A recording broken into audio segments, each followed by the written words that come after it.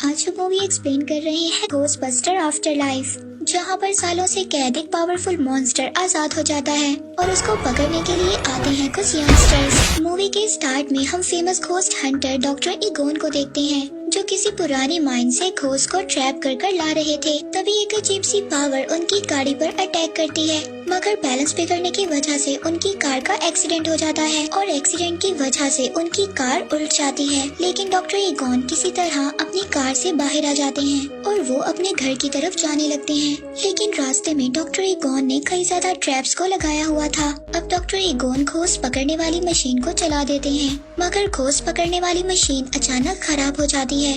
लेकिन डॉक्टर इगोन के पास एक और मशीन मौजूद होती है। वो मशीन आसपास भूतों की मौजूदगी के बारे में बताती थी।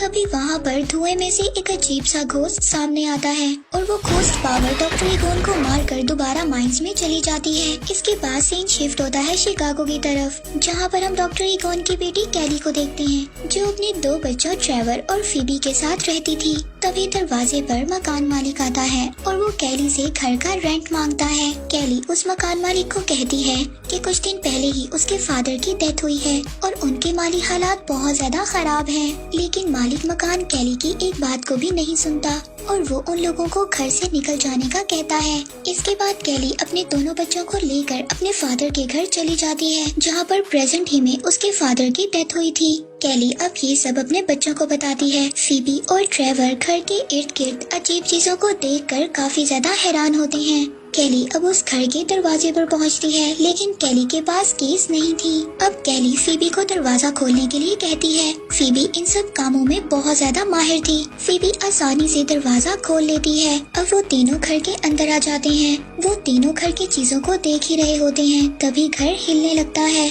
और वहाँ पर एक अर्थक्वेक आ जाता है। तभी वो तीनों एक टेबल के नीचे जाकर छुप जाते हैं।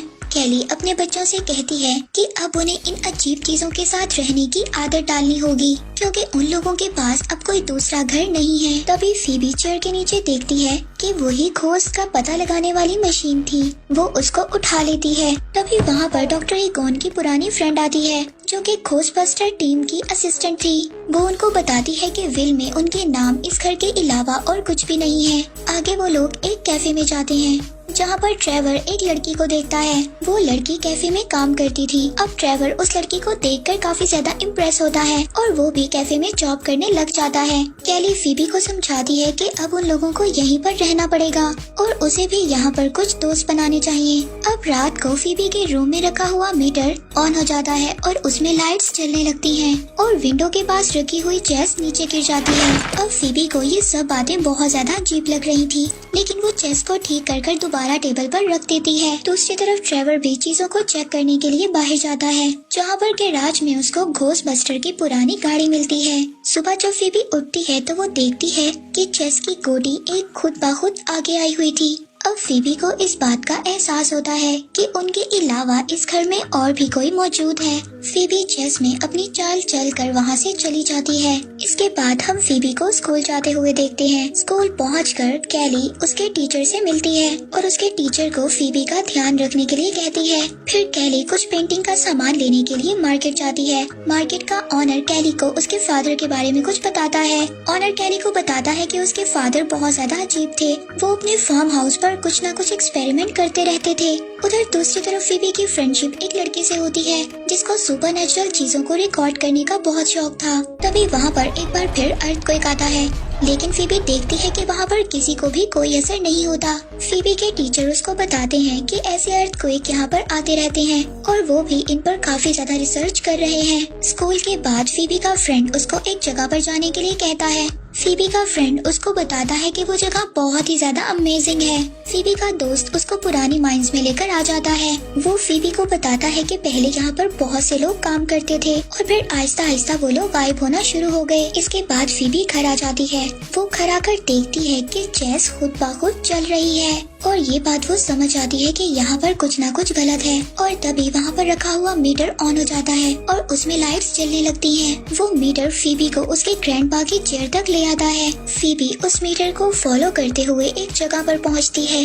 उसको वहाँ पर एक अंडरग्राउंड दरवाजा मिलता है। हम देखते हैं कि फीबी अगले दिन डॉक्टर ईगॉन की ट्रैप मशीन को स्कूल ले जाती है। फीबी के टीचर उसको देखकर बताते हैं कि ये असली खोज ट्रैप मशीन है और इन सब के बारे में उसके टीचर फीबी से पूछते हैं। फीबी अपने टीचर को बताती है कि ये सब चीजें उनकी ग्रैंडपा की हैं। फीबी के टीचर उनको एक वीडियो दिखाते हैं और बताते हैं कि आज से 20 साल पहले खोज बस्टर की एक टीम हुआ करती थी और ये मशीन उन्हीं खोज बस्टर्स की है। फीबी को यहाँ पर पता चलता है कि उसके ग्रैंडपा एक खोज बस्टर थे। अब वो लोग उस मशीन को खोलने की कोशिश करते हैं और तभी वो मशीन खुल जाती है और उसमें से एक बहुत बड़ा घोस्ट सामने आ जाता है और वो घोस्ट निकलकर उसी माइन में चला जाता है। इसके बाद फीबी के टीचर पुरानी चीजों पर रिसर्च करने के लिए फीबी के साथ उसके घर आ जाते हैं। वहाँ पर फीबी के फ्रेंड को एक विसल मिलती है तो उनके टीचर उनको बताते हैं कि ये एक डेथ विसल है जिसे बचाकर बुरे घोस्ट को वापस भेजा जाता है। वो डॉक्टर ईगॉन की बुक में उसी घोस्ट को भी देखते हैं जो ट्रैप से निकला था।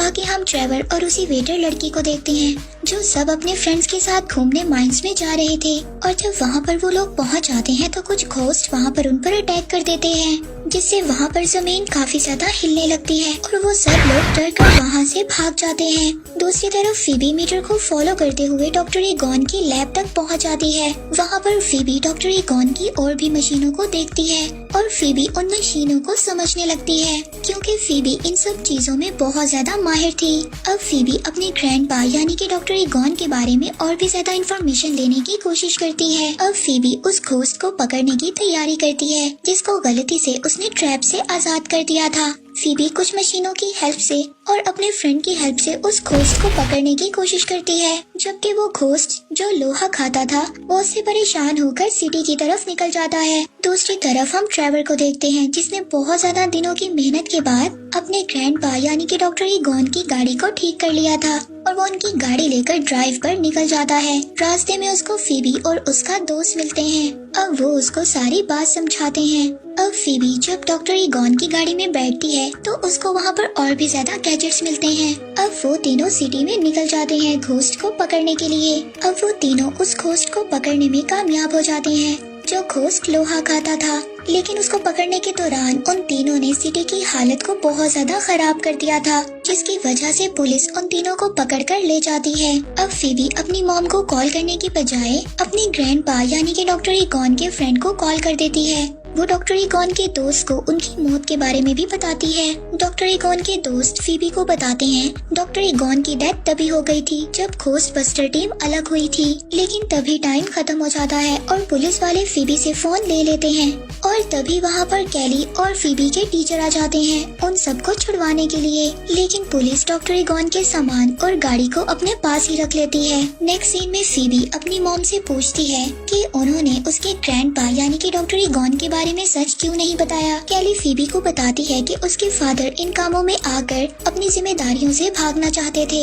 और ये सब बताने का कोई भी फायदा नहीं था। दूसरी तरफ फीबी के टीचर को छोटे छोटे घोस्ट नजर आते हैं जो कि मार्शमैलो से बने हुए थे। तभी वहाँ पर वो एक बहुत बड़ा मॉन्स्टर भी देखता है जो घोस्ट उन लोगों ने ट्रैप मशीन से आजाद कर दिया था। फीबी के टीचर उस घोस्ट मॉन्स्टर से भागने की बहुत ज्यादा कोशिश करते हैं लेकिन वो मॉन्स्टर उनकी गाड़ी के ऊपर आ जाता है। नेक्स्ट सीन में हम देखते हैं कि फीबी, ट्रेवर और उनके फ्रेंड्स माइन जाने का फैसला करते हैं। वो वहाँ जाकर इंफॉर्मेशन इकट्ठा करने लगते हैं। तभी वहाँ पर उनको एक ताबूत में एक बूढ़े आदमी की डेड बॉडी दिखाई देती है। तभी वो देखते हैं कि उस शर्डर माइंस की दीवारों पर कोई न कोई तारीख लिखी हुई थी जिस दिन कोई न कोई तबाही आई थी। उन लोगों को दीवार पर करीब की तारीख भी नजर आती है यानी कि 2021।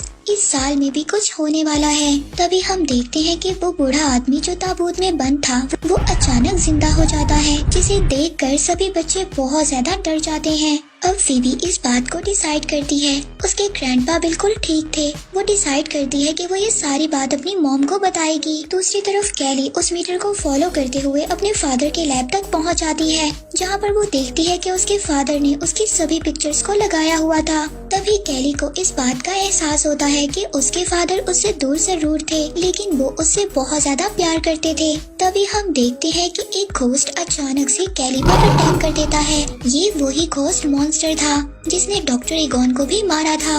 अब उस घोस्ट ने कैली पर कंट्रोल कर लिया था। बच्चे जब घर आते हैं तो कैली की हालत देखकर बहुत ज्यादा डर जाते हैं। और दूसरी तरफ सिटी दोबारा से हिलने लगता है, क्योंकि फीबी के टीचर पर भी घोस्ट ने कंट्रोल कर लिया था। फीबी के टीचर उन घोस्ट मशीनों को यूज करते हुए सिटी में तबाही मचा रहे थे, और कैली को भी जिस घोस्ट ने कंट्रोल किया था वो उसको अब माइंस में ले जाता है।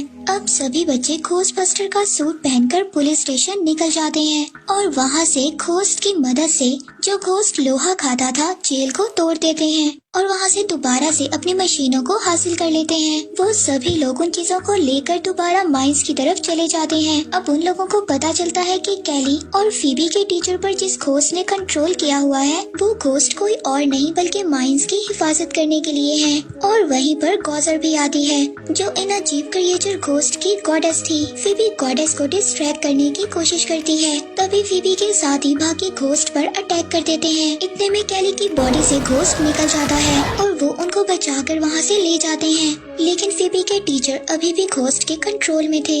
अब फीबी के टीचर और गॉडेस उनका पीछा करते हुए उनके घर तक आ जाते हैं। अब फीबी की मशीन घोस्ट गॉडेस के आगे हारने लगती है। इतने में हम देखते हैं कि घोस्ट बस्टर की पुरानी टीम उनको बचाने के लिए वहाँ पर आ जाती है।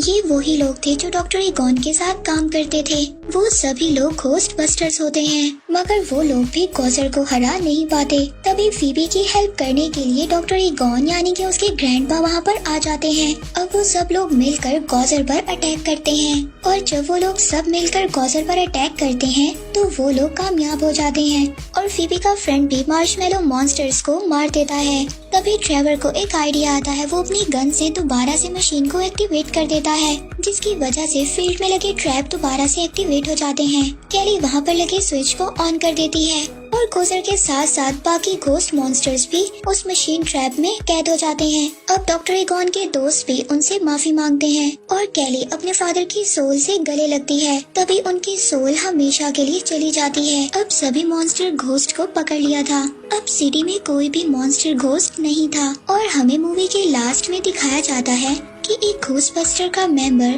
डॉक्टर ईगॉन की गाड़ी को अपने गोडाउन में ले आता है। तभी वहाँ पर लगा मीटर जलने लगता है, और इसी के साथ ये मूवी यहीं पर एंड हो जाती है।